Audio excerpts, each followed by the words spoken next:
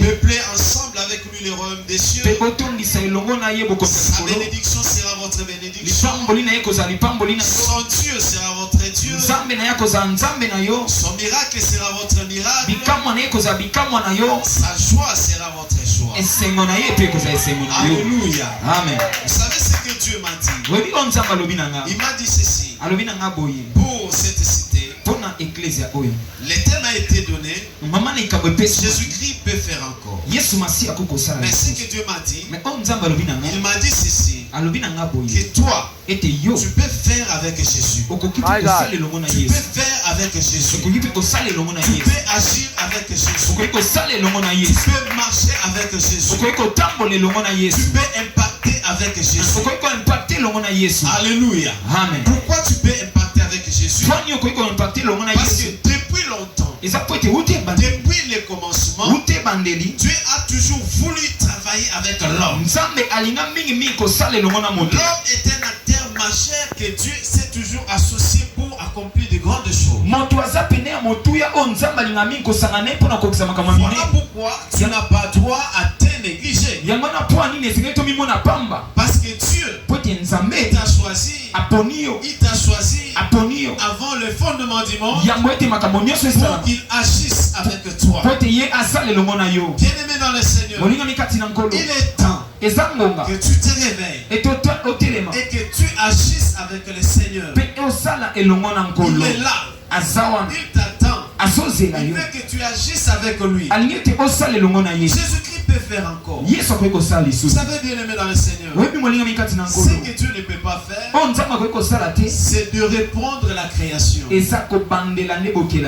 Mais le reste des choses, pour le reste des choses, il peut faire encore. Alléluia. Amen. Il a déjà créé les cieux. Il a déjà fait les étoiles. Il a fait le mer. Il a fait toute autre chose qu'il voit dans la nature. Ce qu'il ne peut plus refaire, c'est la création.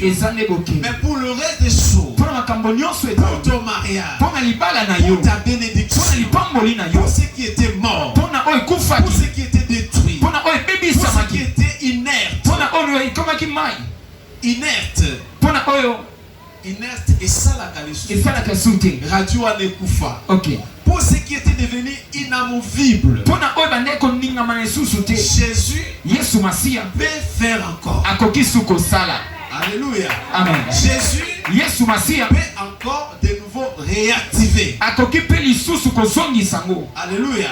Ce qui était en panne, ce qui ne pouvait plus fonctionner, ce qui ne pouvait plus marcher, en tout cas avec Jésus, avec Jésus-Christ de Nazareth, écoute bien, avec l'homme de Galilée, il peut faire encore.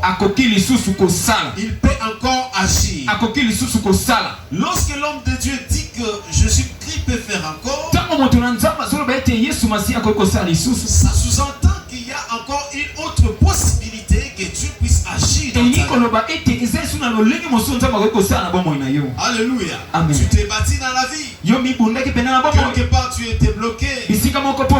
Quelque part ça n'avait pas marché.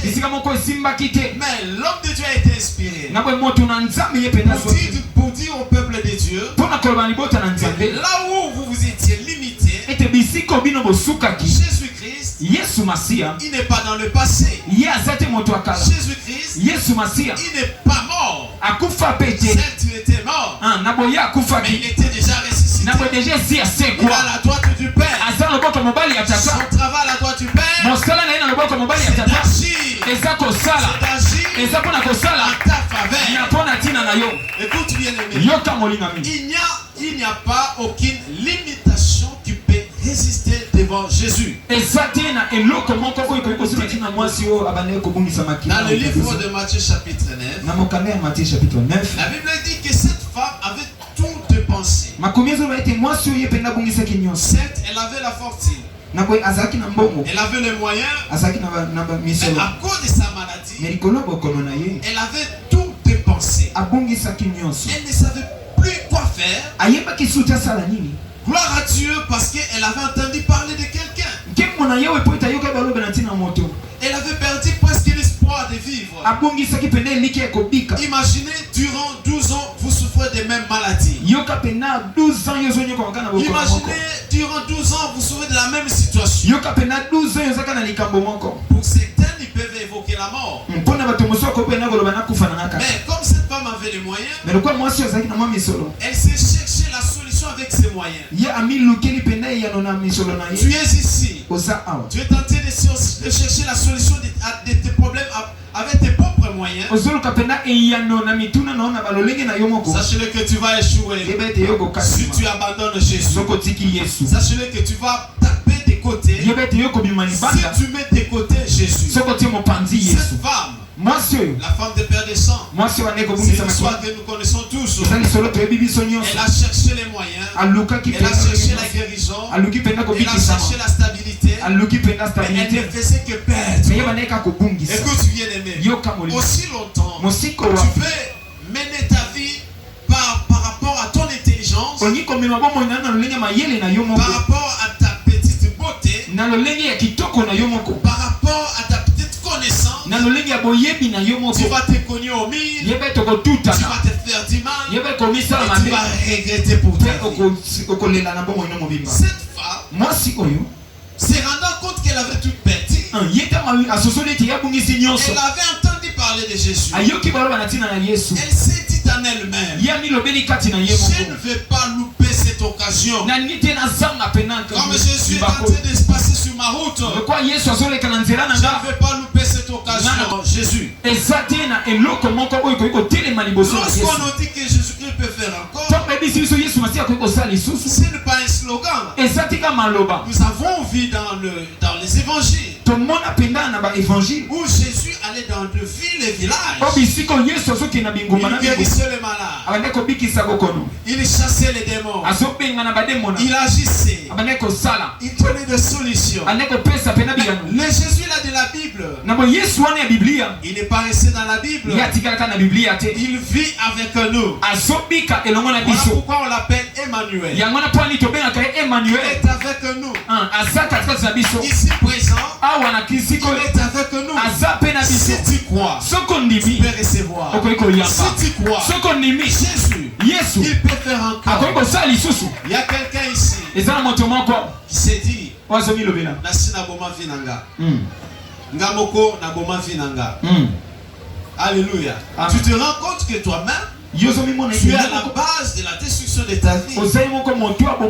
Mais écoute, Jésus ne t'abandonne pas. Il ne te délaisse pas. Il ne te délaisse pas dans cette condition. Ce qu'il veut, c'est que tu reviennes à lui. Pour qu'il te restaure. Pour qu'il agisse de nouveau. Lorsqu'on dit que Jésus-Christ peut faire encore, cela revient à dire qu'il peut encore matérialiser. Il peut encore matérialiser. Lorsqu'on parle de faire, faire c'est un verbe d'action. Lorsqu'on parle de faire, on voit la création. My God. Est-ce qu'on est ensemble?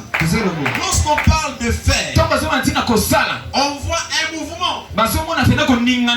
On veut créer quelque chose. Je vais dire à quelqu'un, si dans ta vie, tu crois qu'il n'y a rien, tu penses qu'il n'y a rien, tu penses que tu as tout perdu, tu penses que tu ne peux rien, et que tu n'as pas assez étudié, et que tu n'as personne dans la vie. Je vais dire à quelqu'un, je vais te dire ce soir, Jésus peut encore faire. Alléluia. Amen. Il peut encore créer. Il peut encore reprendre des choses dans ta vie. C'est comme une vieille maison qui a été démolie, mais dont Jésus veut rebâtir. Alléluia. Amen. Pour ceux qui n'ont pas encore compris qu'il faut travailler avec Dieu, qu'ils comprennent aujourd'hui que ta bénédiction est attachée au service de l'Éternel. Je vais vous donner un cas. Prenons le cas d'Abraham. Dans le livre de Genèse chapitre 12. Genèse chapitre 12. La Bible dit ceci. Je vais lire la parole. L'Éternel avait dit à Abraham, éloigne-toi de ton pays, de ton lien natal, et de la maison paternelle, et va au pays que je t'indiquerai. Écoute ce que Dieu dit à Abraham. Je te ferai devenir une grande nation. Ça c'est le plan de Dieu. Il dit à Abraham, toi Abraham, sors de ton pays. Est-ce que quelqu'un me saisit? Sors de ta patrie. Sors de la maison de ton père et de ta mère. Dirige-toi là où je te montrerai. Cela veut dire que Dieu voulait faire quelque chose dans la vie d'Abraham. Cela veut dire que Dieu avait un plan tracé pour la vie d'Abraham. Et bien Abraham devait obéir aux instructions de Dieu. Dieu lui dit, quitte ton pays. Sors de ta patrie.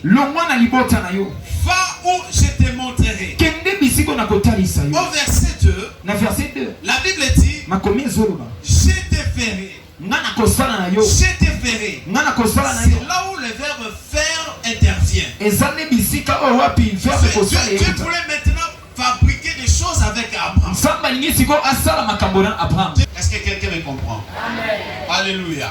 Amen. Vous savez, la patrie d'Abraham, toute sa famille, c'était une famille idolâtre. Et Dieu ne pouvait pas faire avec Abraham tout en restant dans sa patrie, dans cette famille idolâtrie.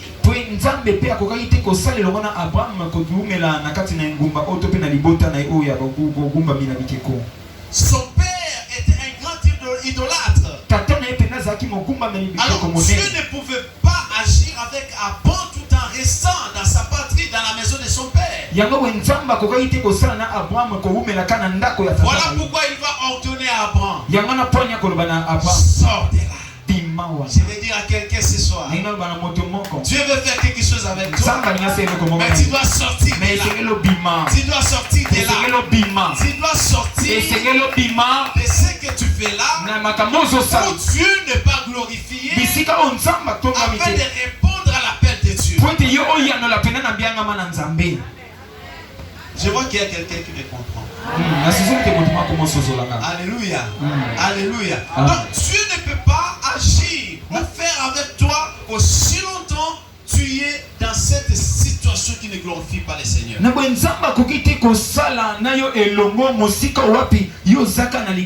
Aussi longtemps tu es dans cette patrie, dans ces contrées pécheresses, là où Dieu n'est pas glorifié, là où le nom de l'Éternel n'est pas élevé, aussi longtemps tu n'as pas quitté, la gloire de l'Éternel sera éloignée de toi. Alléluia. Dieu aime faire avec les hommes.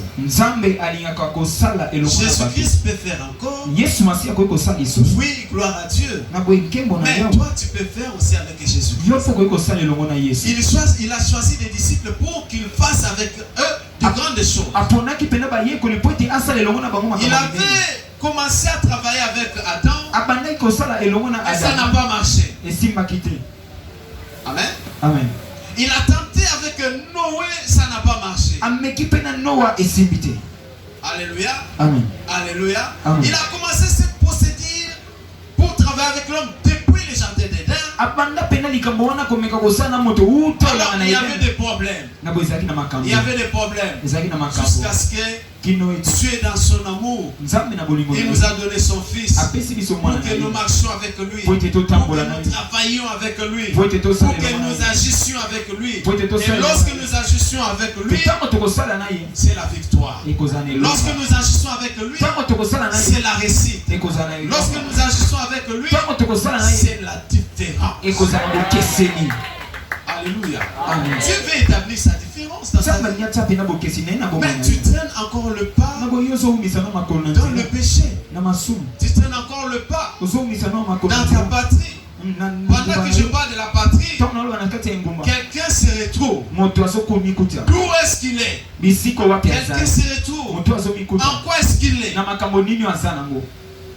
Je sais ici que vous avez un grand prophète.